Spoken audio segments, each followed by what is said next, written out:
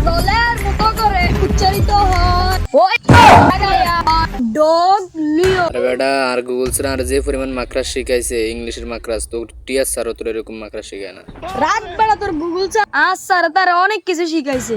আজ স্যারে আর ইংলিশের বহুত মাকড়া শিখাইছে।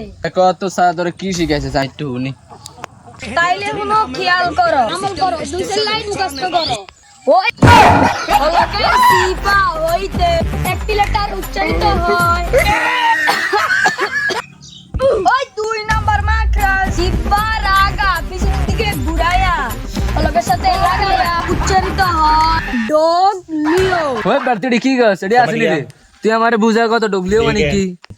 তোদের মতন মূর্খরা যেটাকে ডাব্লিউ গস, আমরা শহরের মানুষেরা এটাকে ডব্লিউ বলি।